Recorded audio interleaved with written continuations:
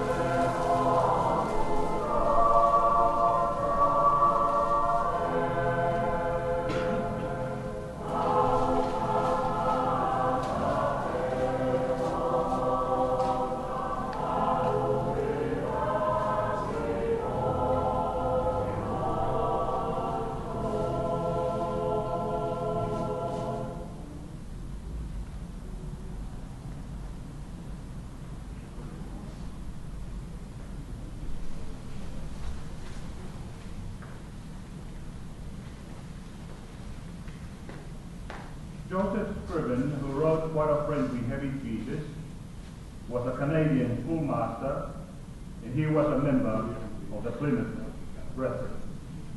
What a friend we have in Jesus.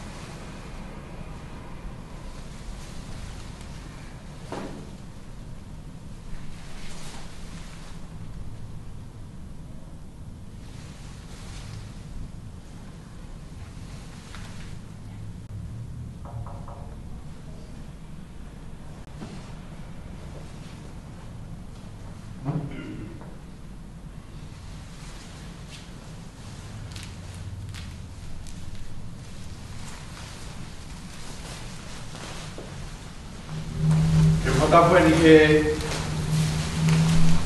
afio ai o tua. O tua mafi be tu i o heaven o mamani.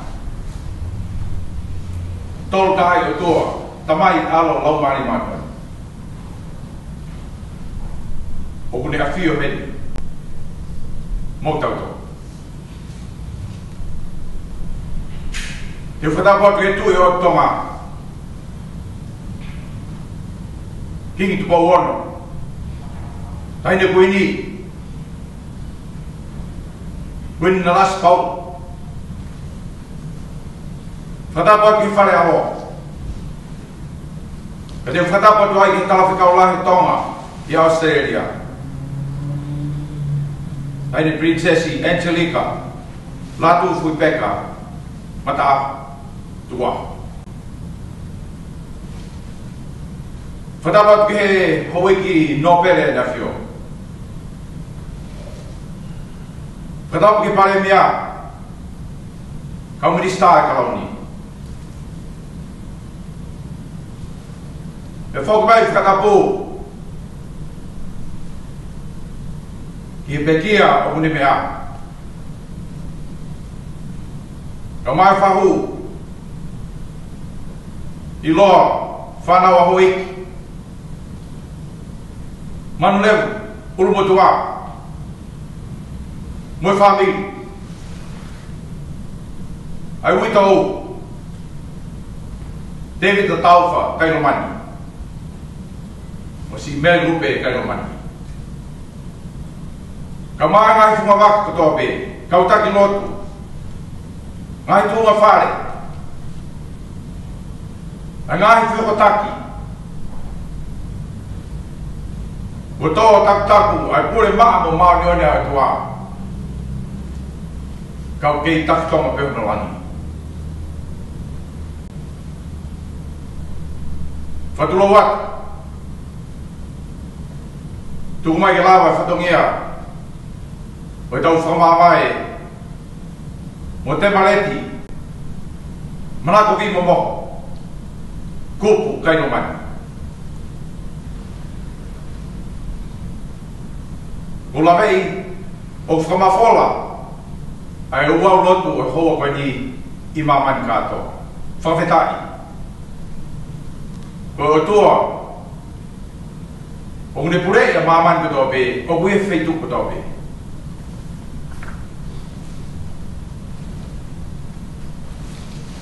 Ki whaipea ki whamalo. Ina tolo koto awe kuna tokoni mai. Ke lawa e whanonga. O tau ausia e hoa whaingata koe. I also want to pay respect to the first peoples of this land. Traditional custodians of the land of Australia. That those of us who are here in Australia respect you, your elders, past, present and future. I also want to express our appreciation to the Liberty Funerals for the arrangement thus far.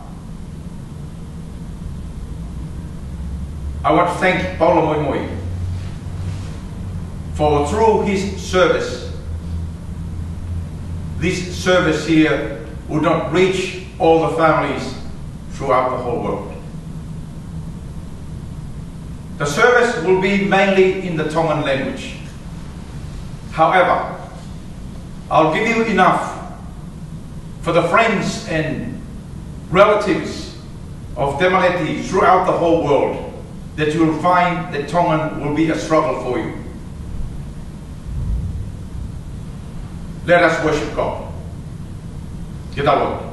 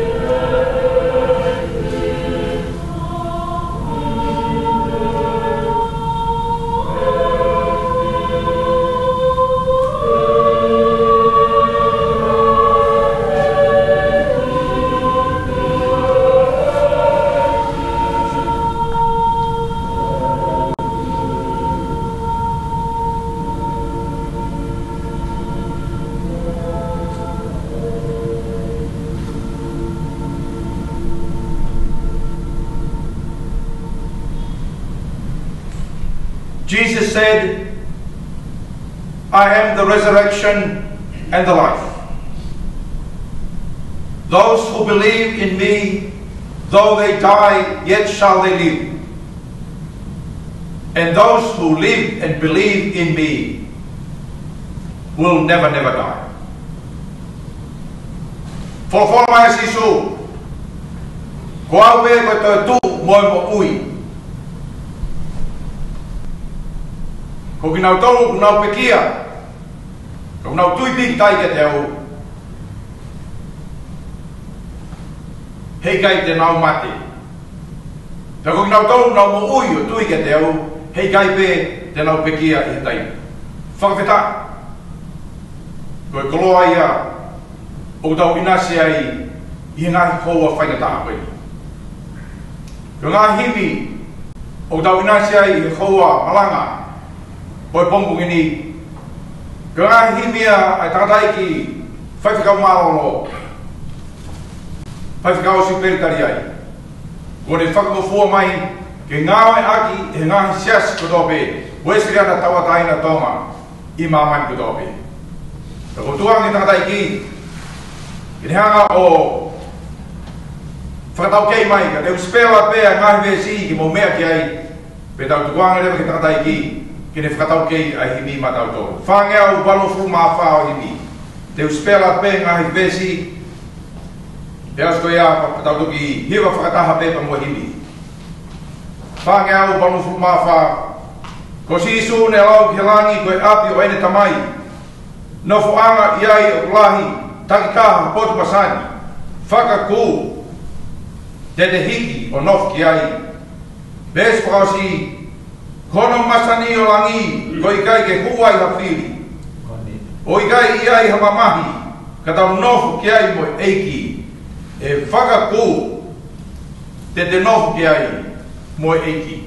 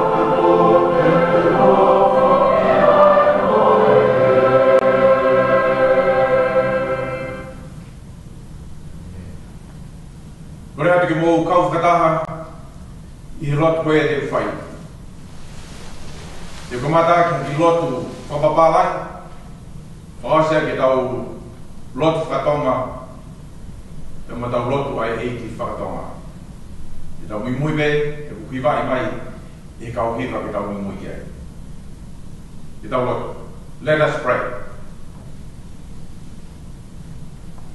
The death of someone we really, really love is the death of part of us. No one else will ever call out from within us quite the same responses, the same feelings or actions or ideas. The death of Te Maleti Manapovi Momoho, Kupu Kailomani. Someone that we really, really love. Is an ending of one part of a story. Lord, now as we look back over the life of Te Maleti, as a completed whole, we ask what we have received, what we must appropriate and continue in our lives, and what at this point of time we must put to rest. Our love for her reminds us that your bringing us together in community gives us both support and pain. Our being parted from her reminds us both of our frailty, but also of your enduring love. We thank you that our love for Te Maleti draws us together and gives us a new appreciation of each other. Families, friends, and of the beauty and fragility of relationships, which mirror your grace and your goodness to us all. Lord Jesus Christ, time is like tide, may wash Te Maleti's footprints from the shore, but never our love for her, nor the influence of her life upon our own, nor the ways in which they will ever be a sign of us, of those that Te Maleti really love, that is, those that are eternal. Adoa mafi, kumatamai whaimana maofa. Ko whawhetai e maunga ui, ko adoa koe na mautupu me ai. Ke maari oni, ke ngeia, ke mafi, au niu. Ka ia lea ia te maumau, ke whai ake e whatau whola ki a whiona. Ka whawhetai o maunoto. Na ki ngāhui ki mautolu i ho imis te tonu. Peke tuange mai i mautau ta aina. Ke mau fia i pu mamani ko ke ngāhui ka mautolu. Ka maurunu mai pe ke kore whamale mori ke te koe.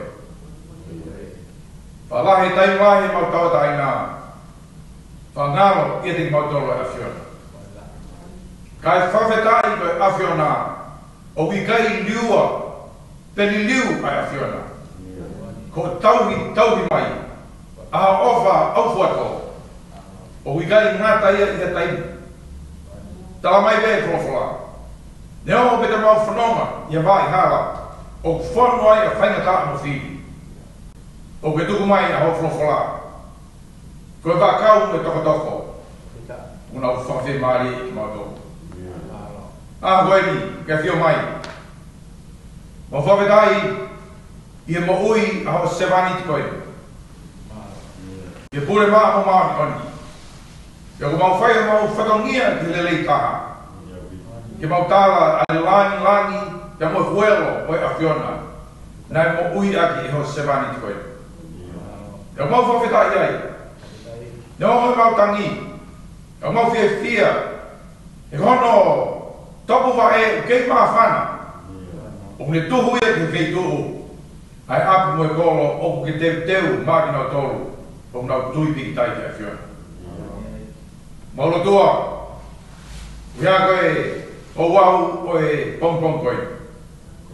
Hene whahu. Hena ho eiki. Ulma tua. Koe pou he wito. Si David a tau whakaino mani. Ka mai ki o fe fine koe. Si mere lupe, kailo mani. Whakataha pa mo siasi, si kainga rotu mescot. Ka mo ngahi siasi ko tope. E koe, sevaniti koe nea whiona. Ne lahe ngahi fuma waka, na ne wahe ngahi koloa ai a whiona. Mau whakatai ai ki hoa whiona. Mau kore pe hao whulwha, ki hoko pēa koe amata ki loa, ki ne hulu ki mautolo. Ki whai toka, pia mo ngai hoa whaingatara. O toi ke whai ai a mau whamawhai, pia mo sevani koe. Tupe ke lang ia pēa a whiona. Ho mai o ni ke mau maoi ha whakamana ki le lei. Ke hiria aha koe, pia whai ai te mau whanonga. Mau loi koe a whiona, ko koe mei itani ki itani. Te mau whai ai pēa ho whina alo. O ke awhio mai ko mau tua, ka mau nofu atu ko whanau. Ko rea te mai meani i wafa, o sisu laisko alo ka mau whangu ui. Amen.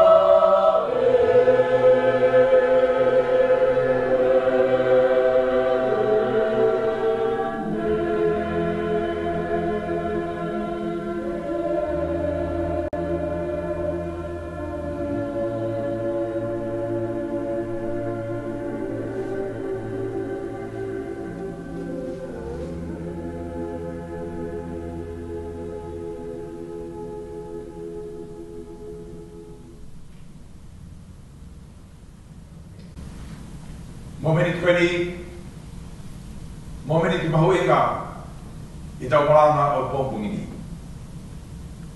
O tuange na tai mari. Ya David tatau pakai mani. Na moana of fine. Si mele rupe kai mani. Kaya mai hakonga historia te mariti. Wana manat meli kiati. Tulo.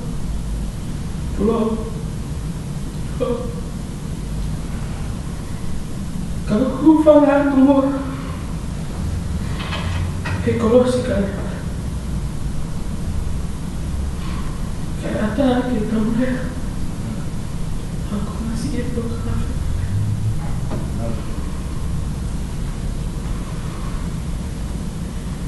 Kumore kakai. Napa?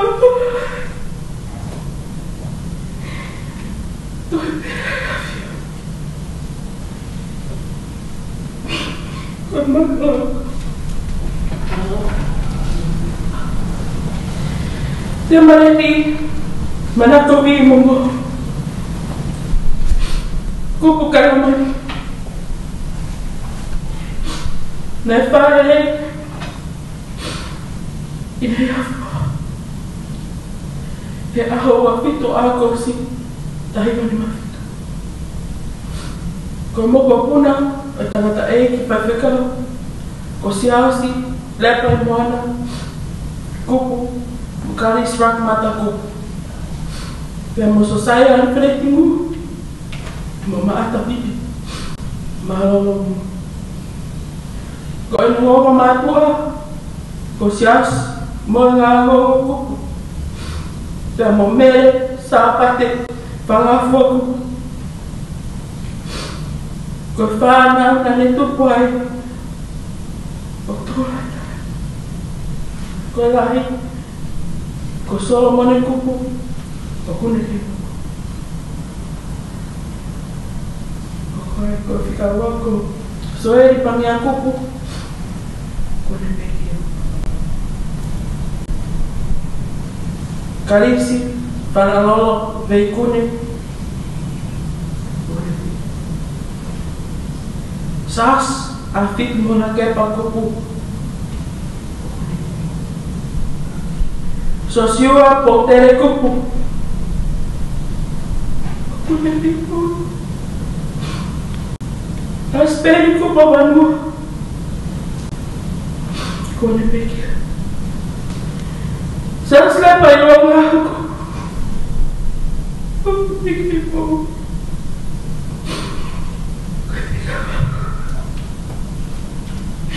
Kau balik di mana kau bingung? Kau ada lagi?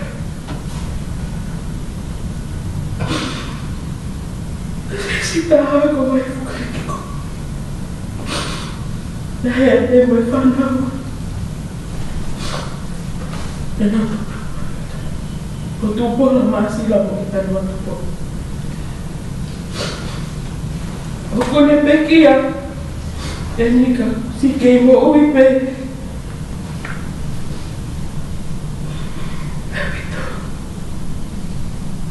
Kote Enika tau ficar mani.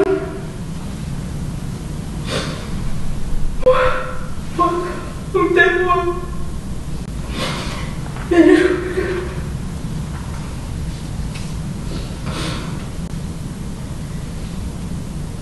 Lehu, te meredi. Que waktu ipurean pala tolong dia apa? Nela vai e koris marifi musirik tapu. Ata.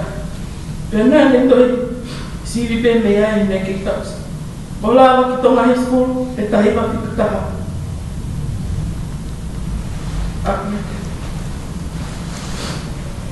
Na netiu talahi e koris marifi musirik tapu. E ngahi tau e hong furtu. Nane secretari e comiti coloscula e papà. Nane to secretari e alma. Nane awe e asteleria e window maintenance ia ngai tau e hungfulu mawha. Pene malolo mea he wa hungfulu ko pihi koe. Ko te maleti na ne mo i ake e roto. Ko te whine maranga hoko. Na ne hoko ko sikeritari lahi ai potu ngau a whawhine sa suesiri ana tātaina o tō ngai wawa. Na ne hoko ko whai hiwa. Ma whai lau tōi whakasāpate he ngahi tau lahi. Na ne hoko ko e ota o i siasi whakatataha i Astereria. Na ne kau ke ngahi charity. Ma ngahi maua whakamisona. Tohu ma whiwa, ma whikai. A Newtown Mission. Pea ma ngahi whaitongi a ke he pehe siasi. O koe ke ulawa whakakakatua.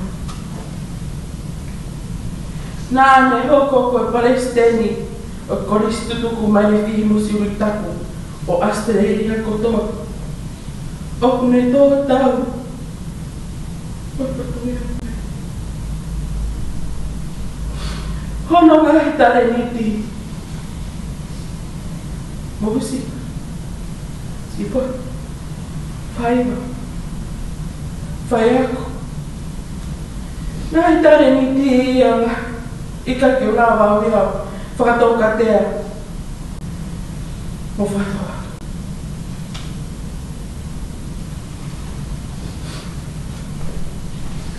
Kono unawa.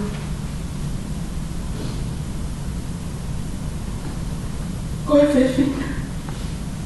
Foto mo fua. Mo foto pili. Ke he tākoto. Nei roto tawataina. Mo whiwhia mau pē. Nei anga mau tōki rao.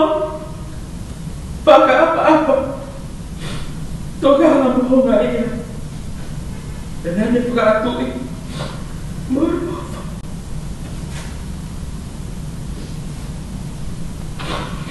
Ko hono a. Karupe. Wafi wano. Koe aho sa pateni. Koe whakamere. Koe aho ne lamari. Mo whakaofa natura. Pea tōku a pare, he roto mo whawhita. He oki pai pa. Mo roto marawai. Kai tōka pēr te whine, i ono toka anga. Mo whawhonga no.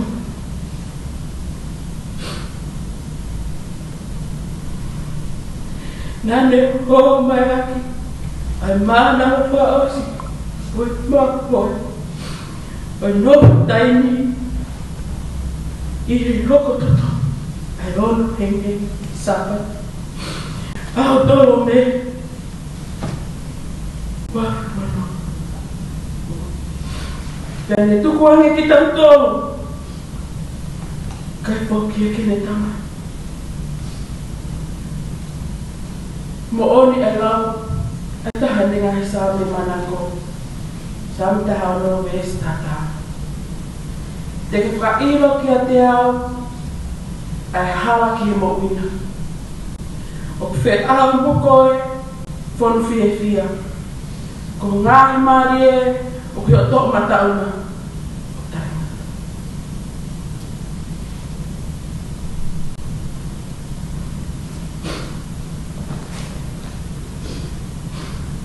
Programa.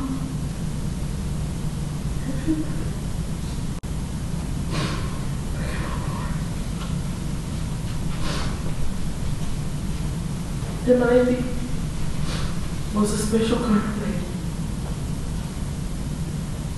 She had a warm and loving and kind aura. No words can describe the pain of today.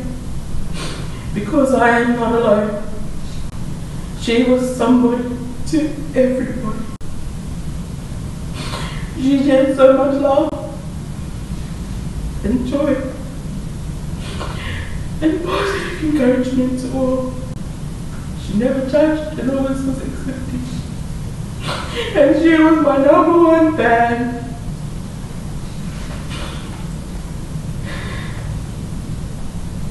In all her life, she treated every person equally, even if she knew you for 5 minutes, 5 hours, 5 years, or all your life.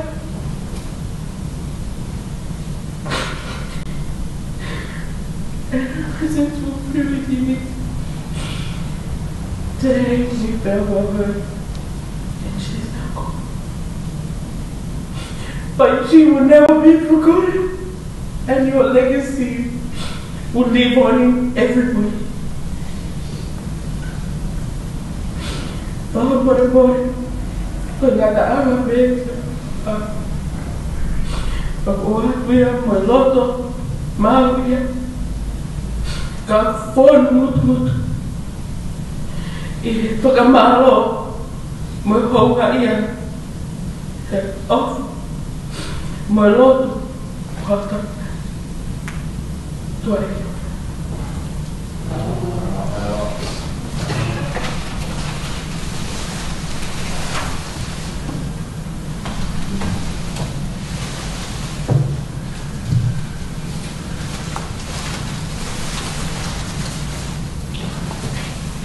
Tulawat.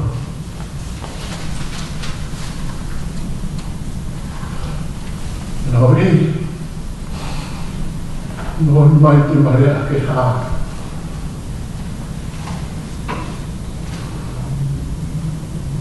Isa-isa kamatan niya ay nata. Kono fa ausilio tutawa.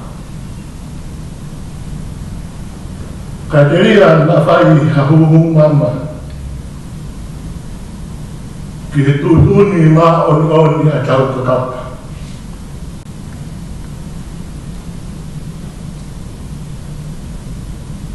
Kau fakau ma kumbe. Kau ini tuang kita tahu. Naik dia tuang makehe ya umau. Na Tuhan whakataka ki tau tōne. Ke fuu a pere fua koura na whakaranga he api ko takau no me. Whetawaki anga o hawala ni a mo hana sāro te whas moe a whika tungi. Ke fuu kauri tū mo unga o funga wai lahi toke lau mama. Ke fu o wala o whakapare he funga whariki pato. Ke api ko takau noe mo esi o pōno. Ronga kau mo wei tatalo. Si o to ofa he maru o whakatongo. Lei mumudi e me o tumodu lalo. Turi ki tauranga me funga honga ka ho. I he lolo halai waru. Pe ki he o pe mo e tuangan. Lewe lewa e malanga. Kau tatau. Mo e tua ofa e kiat. Te mareti mana ko vinu mo atu tonga kup kadumai. Pamole ala pe te mareti. Kau pe he tatau. Kaunga pe he koloa koke tuku. Ere vai malanga tau tau.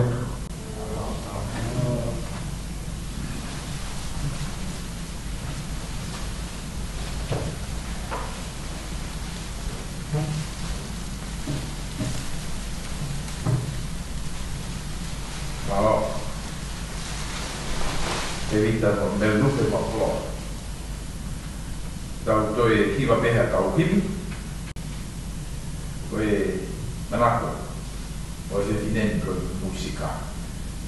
Tu van be na dai ki ka ma lo que hana. Tau kei mai ni ni que deve spela be a vez o rock be mo vez pa muy fa ngau ton forma valo que ni. Fa ton valo de spela be vez rock vez pa muy tu van na dai ka ma lo ma ka vi ma. A te mai a e go pouri e te eiki koe o lau mani e. Ka ono a ka kai o tue noa. A te mai e o ta te awa.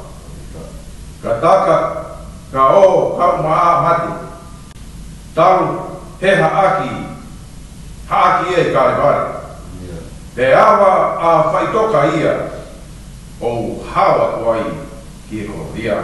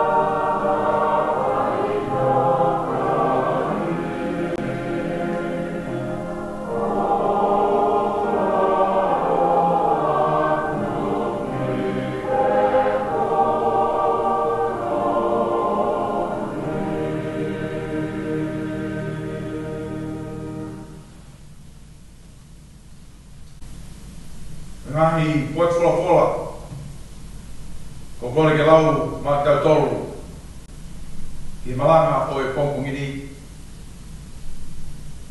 naku whakalea pe ke uitou ia ngahi poet fola mana koa o e se wanit koe nea eki ka koe tō whiwhini fo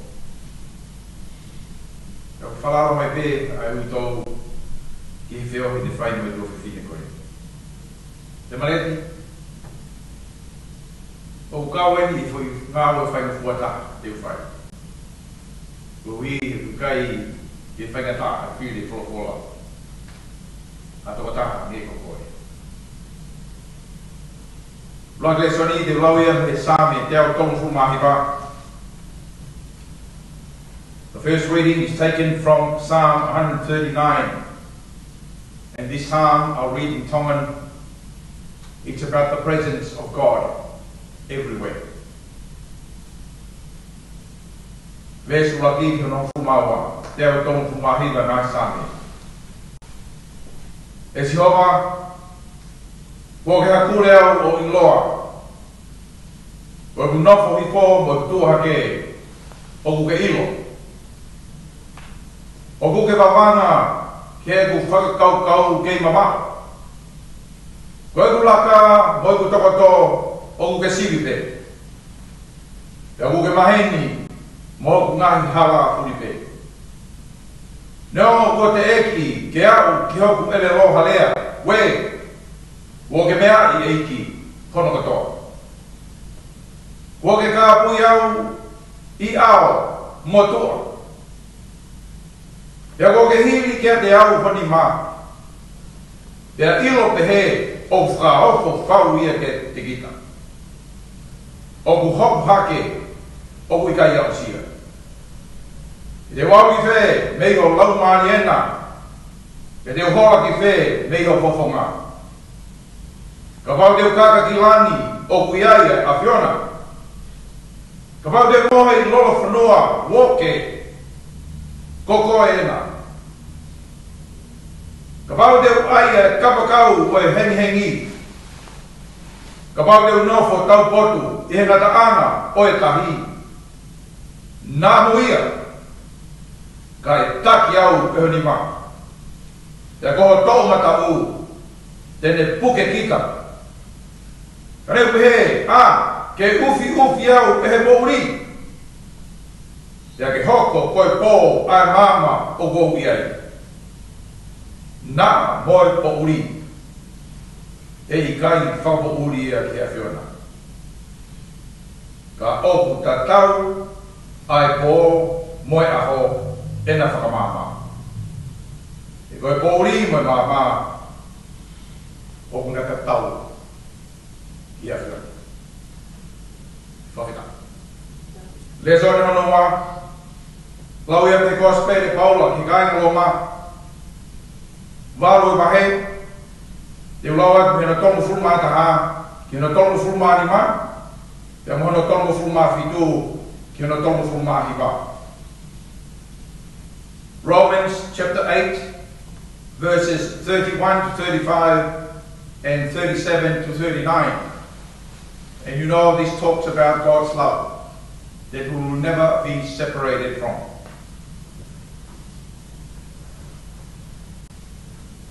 Ko hai tō hataha, tēne matuhi ki tau tolu me he ofa a kalaisi. A mamahi, a whaingata, a whakatanga, a honge, a takape, a tutamaki, a hereta, o hange koe lau ai tohi tapu, o osi atu ai aho, mo e whai ho mau tamate i, o hiko koe. Ikai, ka hingahi me ani kodope, o tau i kuna noa pe kia te ia, nene o whai ki tau tolu. Seuke, o te tui e kai lawa e mate, te koe mo ui, te koe kau angeo, te koe kau pule, te koe ngahi mea o kulono tongani, te koe ngahi mea e hoko mai, te koe ngahi mālohi, te koe mālunga, te koha loloto, te koha mea taha ina tula, e i kai, tēne lawa ke motuhi ki tau tolu, me he ofa ai atua, aia o kuia kalaisi su, koha tau piki. Le son whakausi pai e kōsperi, ko le son eni tutuni ka pumpongi, le lok koe kōsperi sione vai hau fuma wha, e te ulau atu, Angahi BSP me iai. Pahe koe niku noloa, ka koe pahe o ku mana koa mo mea i kono katoa. Oga na tu ke puputu ho maulo to, tui piki tai ki o tua, tui piki tai foki ki a te au. I api oe tamai ulahi ai e ngahi nofo anga, kani kai pehe wou tala ki a tiki moutolu. E ko au eni ke teu hapotu mo mo tolu. E ne ongo teu au. O teu hapotu mo mo tolu. Ka o koutou haupe. E teu mau ki mo tolu ke te au. Koe uhi, koe potu o kou iai ke mo iai foki. E koe potu pe lea ke a Thomas Eki.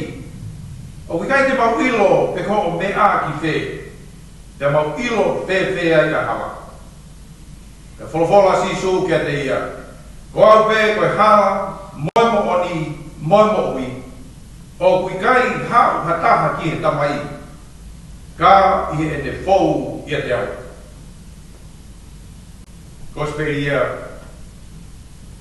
koe pompongini. O kore pe, tau ke whanau pe ki hakini. Ska te whaata ki tohoni no. Te whine ko niwa ki whine ku whaine fua no malanga i. Tau whanau pe ngahi mi, te whaata ki tohoni no. Tau lawa i tau whatongi e hen, tau whanau ngāti, te whakaasa tau whatongi a i malai. Tau ngā wanu whumāwalu, te ta lava he whanua.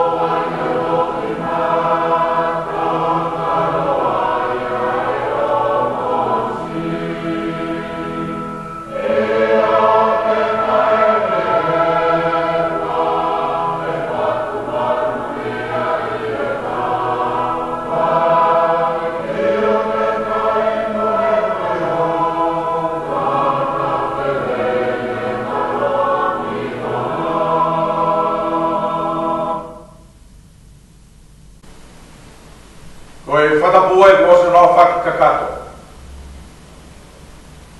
Ataka te au ki o kai haki tokoni no pe. Ko kakato e whatongia. Ko mau uta e tau nofo. Ko whakakoloa ki tau tauru e he whai tau koe. Ko e whai tau ono whamanatu. O e toi tū tau eik ko si suklaisi me pekia.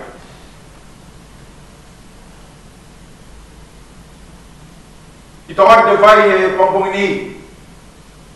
whaingafua pito. Teu te manetia ai maranga ahani. Whakamofa mea hana kotopi. Ka koe whakakoloa kia te tau tolu. Te uneanga e kolori amo e laingangi mai o tua. Kai ne tō haki le lei e taha. E whaiwhai ange ku tau tua aki. Hane ngāu e taha. Mai whamiri. Mai whanua. Ka mai sias.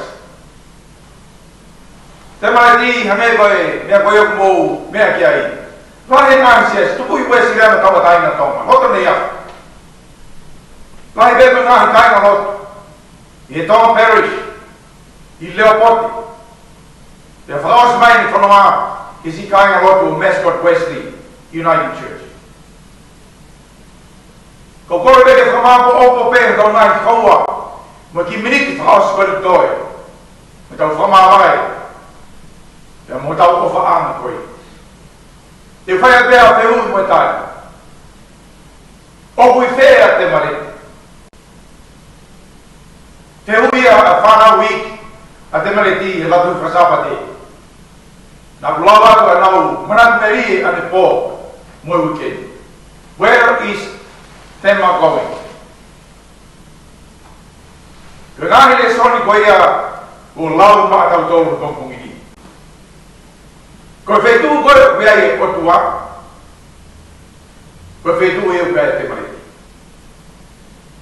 Ko whainohino maa saame te au tongfu mahi maa. O hui kai ke iai ha whetu ia te tau iai o tai iai e o tua. Hui koe ha, he ko ia ai whakatupu, creator. Ko ia na ne ngāo ki mea kotoa pe. Alangi mo māmani. Te whara kai ai a whetu, ka pau ko ia ne ngāo ki a mea kotoa pe. He to ia na whetu te tai a whioi, ko ia na ne hanga o ngāo ki. Ko i koloa ko ia whakimoino i ko speriasio ne. O stopa tala a Sisu Christ. Ko i tau whoki ki e mea whakatupu. Koe tau whoki ki e toko tahana ne hanga o whakatupu ki tau tolu. Te koe kos veresio ne. Konga ki mua ai ne ngahi uwahe na e hawa si isu me tamai. Pea konga ki mui ke ave ki tau tolu ki tamai. Koe peu i whai he kaua ko alu ki whe. He pau i loe whetu ki alu ki ai. Whora si isu. Ko alu. Kuang ai hala. Ka mau o mau whekumi ki he mohoni o wikai ke mauia i he tangata. Mau bea sisu. He ko bea sisu, mua ka tuanga i he pot kotoa pe. Ka tala noa, ai pseri Paulo Kiloma. O wikai ke iai ha mea ia tene hanga o toi whakamawai wai tau tolu mea tua. Ka mau ka tuanga whamau. Pera tuku maro alo ke hau o huhui e tau ngai hanga hawa. Pera tuku mai ai lau ane manu ni ke hau koe tau loea ia, councillor. Te hui a Paula, ko hai tū. Ko hai tū tene whakahala ia. Hata o taha. Ko tui pikitai te tau eku Sisu Christ. Ko tari e te mareti. Ai tau whiui. Mo mea aku tokanga ki ai tau whakaukau. Te tau waka ne kina e whanau. Mere lupe. Whawhita. Ko tau whawai te marete e hawa. Te aku ne kina e peo whakitoko wā. Mo whaki whanau iki o whaanga o te marete. Manako vi. Ko halai. Ko Sisu Christ. Ko ia pe ai hala mo oni mo. Pea o ikai ke iai ka taha. Tene toi lava ki whamawai wai tau tolu me he ofai atua. Nā mo e tau ngahi anga hala. Kau whimau ke tau tui pikitai. Ia Sisu Christ mo e atua. O hange, koe whainuhinu ko whai e tua whiwhini koe. Ka koe sewani i ai atua. O tau laupau ai hongu. Te weta tauwha.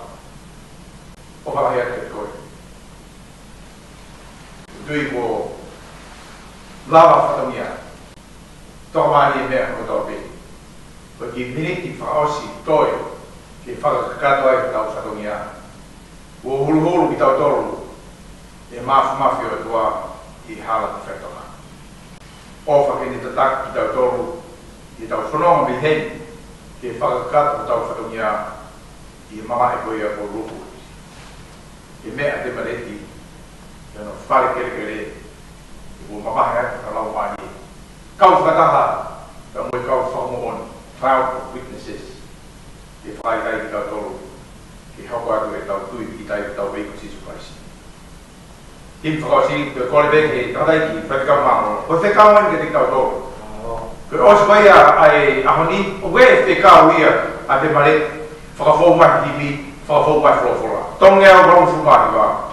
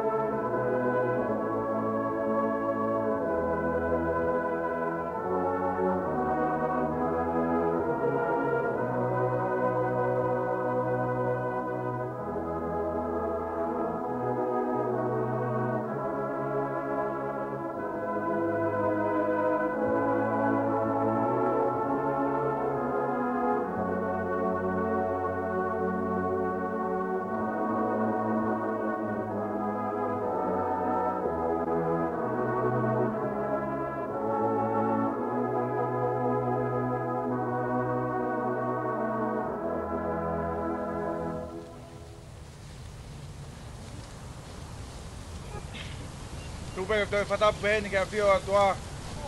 Yo tau lo tonga.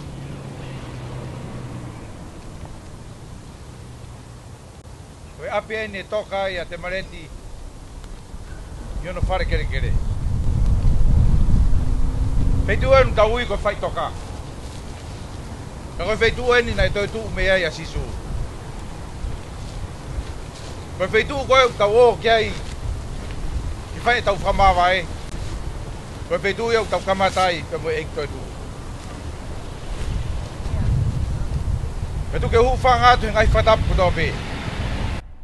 Ke whahu. Whanau hau eik ulumatua.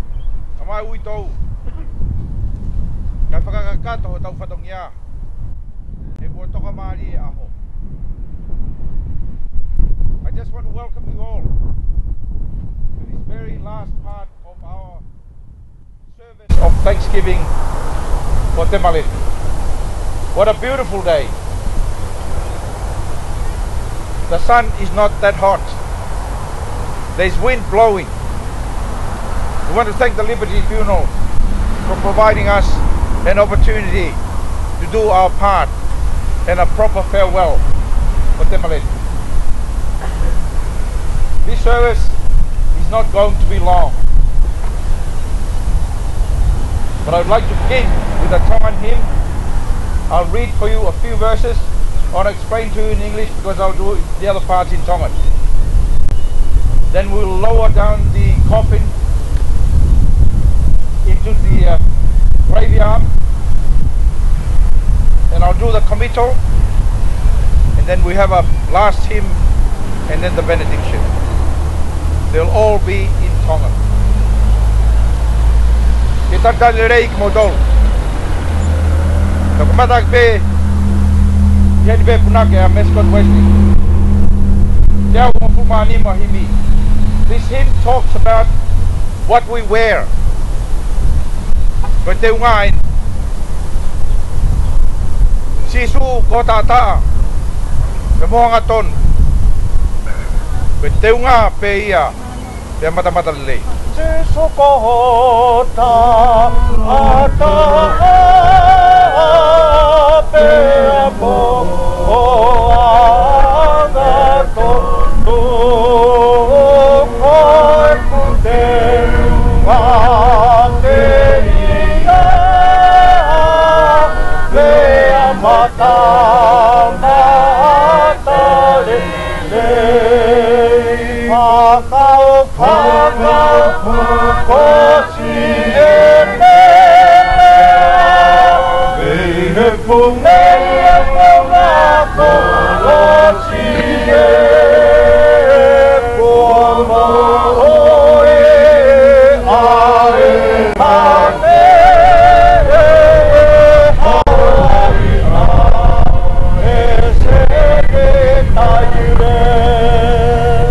teunga aki e teunga pe koia peo fie mali ai I ngahi mama vela e ko teunga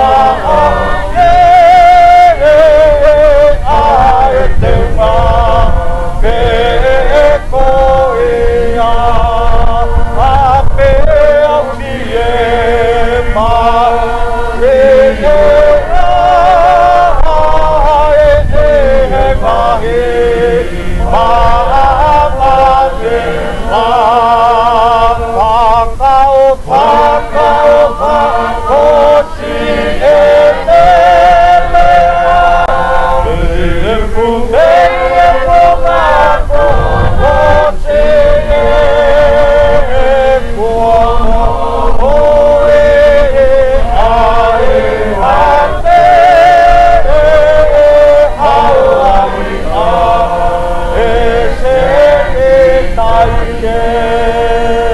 Koho tapu I no whanga ofa o ku aunga mauai pe Ki he kakai anga hala O taata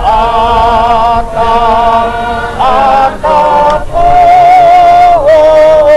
E he loko o anga ofa O ko ao mauai pe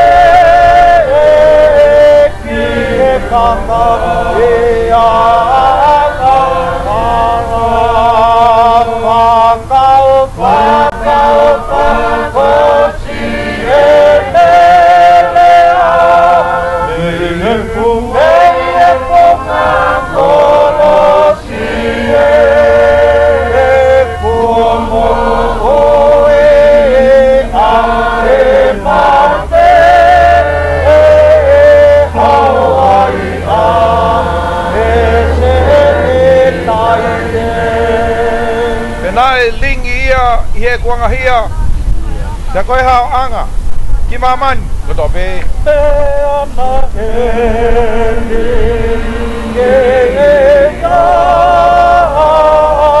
e ko wangahia. Te ako e hao anga. Mama de kotoa be pakao mochi elea be nato mochi como oe mate